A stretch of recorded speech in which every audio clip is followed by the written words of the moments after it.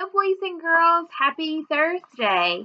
We are ready to start with chapter 18 today. When we ended off yesterday, Georgina was getting very concerned. She said, I had this bad feeling that I've gotten myself into a mess. So, Carmela has asked Toby and Georgina if they would go and look for Willie because she thinks she has heard him barking, and she probably really has. So, um, Georgina's gonna have to come up with a way to either continue her plan quickly, or Carmela and the other people in the community are gonna find out what's happened. And Georgina and Toby will probably get in a lot of trouble. Chapter 18. By the time Mama got back to the car that night, Toby was asleep and I was finishing up my math homework. Hey, Mama said, tossing her purse on the seat and handing me a blueberry muffin. Me and Toby stayed here all afternoon like you told us to, I said, peeling the paper from the muffin and taking a bite. It was dry and crumbly, but it tasted good. I know that's hard on y'all, Georgina, Mama said. I promise things will be better soon. Yeah, right, I said in my head. I've heard that before. But out loud I said, have you got enough money saved up yet? Mama sighed. Well, I was doing real good until this darn car decided to up and die on us, she said. I swear when it rains, it pours. What are we going to do now? I said. She dug through her purse and pulled her car keys out. I'm trying to find somebody who can fix the car cheap, she said. Patsy's nephew might take a look at it tomorrow. She put the key in the ignition and turned it.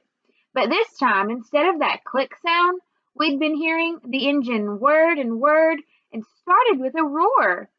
Mama jerked her head around and grinned at me. It started, she squealed.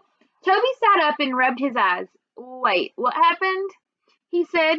I pumped my fist in the air and let out a big whoop. Mama clasped her hands together like she was praying and hollered up at the ceiling.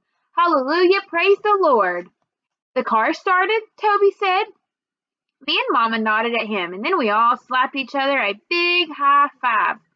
Mama put the car in gear and pulled onto the street. Let's go find us a place to spend the night before our luck runs out and this thing dies again. We drove through the streets of Derby, Mama humming, Toby snoozing, and me wrestling with all my crazy thoughts. First there was Willie tied up on that rotten old porch instead of curled up next to Carmela. Then there was Carmela missing her little dog more than anything. And then there was Mookie. How come he kept popping into my swirling thoughts? I wasn't sure, but something about those bicycle tire tracks and this broken down car starting up like it did had got me to thinking about Mookie. Mostly he just seemed like a crazy old man. But sometimes I wondered if maybe he wasn't as crazy as he really seemed.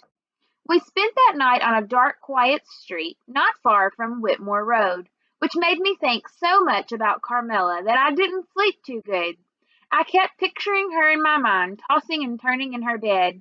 She'd probably get up a few times and make sure that little doggy door was open just in case Willie came back during the night. Maybe she'd shine her flashlight up and down the street, whistling and calling his name. She might even think she heard him barking from way off in the woods again and drive her car in that direction, hollering his name out the window. Then she'd come back home all alone and sit on the couch with one of his chewed up toys in her lap. When my mind started wandering over to that old little house where Willie was curled up on that dirty, falling apart porch, I sat up in the back seat and looked out the window at the moths fluttering around a nearby streetlight. The air smelled sweet, like honeysuckle. I could hear the sound of a creek nearby, that even, ripply sound of water. Every now and then a bullfrog croaked. Those noises reminded me of the time me and Luann camped out in her backyard. We had shined our flashlights up on the ceiling of that tent and told each each other our secrets, which boys we liked, how many kids we wanted when we got married, and stuff like that. Then Luann had said we had to tell each other the worst thing we had ever done. She told me how one time her mom had knitted her a sweater and she had hated it so much she threw it in the garbage. Then she told her mom she accidentally left it on the school bus. When it was my turn, I told Luann about the time I wrote a nasty word on my desk at school. When my teacher saw it and hollered at me, I told her Emily Malcolm had done it. Emily had cried so hard she got an asthma attack and had to go home. That was it. That was the worst thing I'd ever done. But not anymore. If Luann and I camped out and shared our secrets now, I'd have to tell her I'd stolen a dog. What would she think about that? I wondered. I fell asleep that night to the soothing sound of the creek, flowing over rocks and winding through the dark woods somewhere outside the car window. The next day after school, I went straight on over to Carmela's. Toby had to study for his spelling test at the coffee shop.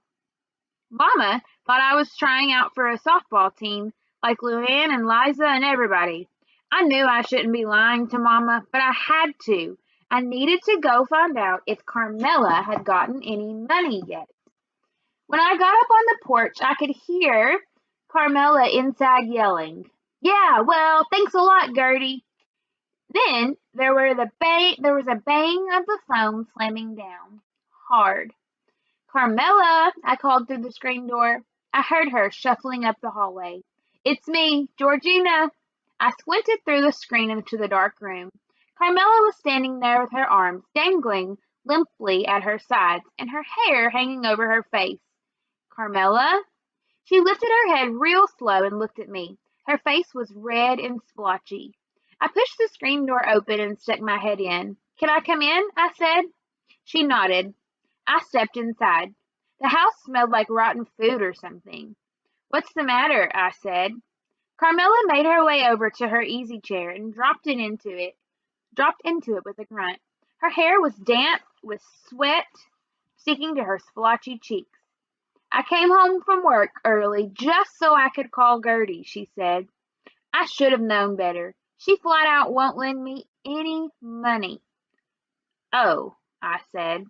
"I guess you don't remember that time I kept her kids while she was in the hospital," she said. "Or that time I drove clear out to Gatesville in the middle of the night when her car broke down." She took a magazine off the pile on the coffee table and fanned herself. "I guess being sisters just don't mean nothing anymore," she said. "So what are you going to do?" She threw her hands up and let them fall on her knees with a slap. "Nothing I can do. If somebody brings Willie home, I'll just have to—" "Hey, wait a minute." She snapped her fingers and grinned at me. What?" I said. "I know who will lend me money," she said. "Who?" "My Uncle Haywood." She pushed herself up out of the chair and went over to the desk. She took out a beat-up address book from the drawer and flipped through the pages. "There!" She jabbed a finger at the page. "Uncle Haywood. I'm going to call him." And so she did. Called her Uncle Haywood and told him the whole pitiful story. I'd lived every minute of it, but it like to broke my heart hearing her talk about it like that. When she finished, she said, "Yes, sir," and "No, sir," and "I will." By the time she had hung up, she was grinning at me and clapping her hands. "Is he going to lend you the money?" I said. "He sure is." Carmela pushed the damp hair away from her face. "Now, all I have to do is hope and pray that somebody brings my Willie home," she said. Suddenly, her smile drooped and her eyebrows squeezed together. "Do you think he's okay?" "Who?" "Willie," she said. "Do you think Willie's okay?" "Sure," I said. "Really?" I nodded. Carmela looked out the window. "I sure hope you're right," she said. "I bet he's trying to find his way home right now," I said. Carmela kept staring out the window. "I just wonder where he is," she said. I felt my face burning. I was glad Carmela wasn't looking at me. "I bet he's, probably—" "I hope he's not scared," Carmela said. I shook my head. "No, he's not scared. I bet he isn't. You know, like I said before, if I had $1,000,000, I'd give every penny of it away just to get Willie back." She nodded at me. "I really would," she added. I looked down at the dusty wooden floor. Did you get a chance to check those woods over there? Carmela said, jerking her head toward the window. Um, yeah, a little, I said. I mean, me and Toby looked in there some, but did you call his name? Carmela said, and whistle. Sure we did, I said. We called and called and Georgina. Carmela put her hand on my shoulder. I'll give you that $500 and anything else you want if you just find him for me. I nodded, but I couldn't make myself say anything. I knew if there was ever a time for me to say, Carmela, I know where Willie is, this was it. But I didn't, and I knew my silence was like stirring. And the more I was stirring, the worse it was stinking. Chapter 19. I stared up at the stained ceiling tiles of the school nurse's office, trying to make my stomach settle down. For once I hadn't lied to Mr. White. I really did have a stomach ache. I had one ever since I'd left Carmela's house yesterday. I had left her house and gone on back to the car. I knew I should have gone over there and taken care of Willie, but I didn't. I guess I was hoping Mookie would share his liver pudding again. When Mama and Toby came back, I pretended like I was doing my homework. But I wasn't. I was writing one word over and over and over, like this. Willie, Willie, Willie, Willie, Willie. And then, after Mama fell asleep, I didn't tell Toby that Carmela was getting the reward money from her Uncle Haywood. I didn't say that now it was time to take Willie back and get the money. I kept it all inside me, where my aching stomach was. Finally, I took out my How to Steal a Dog notes. I read all the way through them, starting with step 1, and which was find a dog, and ending with step 7, and the part about stirring and stinking. I turned to a clean page and wrote April 28th. Then I added, Step 8, if you want to, you can take the dog back and tell the owner that you don't want the reward money after all. Here's what will happen if you decide to do that. 1, the owner will be really happy and she can give the money back to her Uncle Haywood. 2, the dog will be happy because he is back home where he belongs instead of on that nasty old porch. 3, you'll be happy because you won't feel bad about stealing a dog, even though you'll still live in a nasty old car. When you stop stirring, it will stop stinking.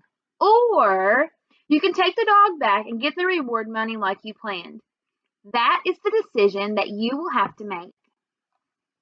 I drew tiny little paw prints around all the edges of the page before I closed my notebook and put it away. And now here I was in the nurse's office, staring up at those ceiling tiles with my stomach aching like anything. When the bell rang, I told the nurse I felt much better, even though I didn't, and I made my way through the pushing, shoving kids in the hall. Outside, I found Toby, and we headed over to the old house. The whole way there, Toby kept jabbering on and on about stupid stuff, like how his teacher had hollered at him for doing math with a pen, and how some kid's gerbil got loose and went under the radiator. As usual, he was lagging behind, but I hurried on ahead. I needed to get to Willie fast. I needed to snatch him up and hug him, and then maybe my stomach ache would go away. As we hurried up the gravel road, my thoughts turned to Mookie. I sure hoped he was gone. I didn't need his crazy talk that made me feel so squirmy all the time. When we got to the house, I left my backpack by the road and pushed my way through the bushes toward the back. I rounded the corner, and the first thing I noticed was that Mookie's big blue tarp was gone. The little clearing where his sleeping bag had been was empty. Just a pile of blackened wood and an empty soda can. Then suddenly it hit me. Silence. Total silence. No happy little hello bark from Willie.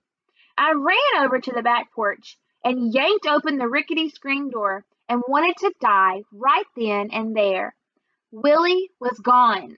I must have looked like a crazy person racing around that little dirt yard, pushing aside the weeds and bushes and hollering Willie's name. Toby kept saying, "What's wrong, Georgina? What happened, Georgina?"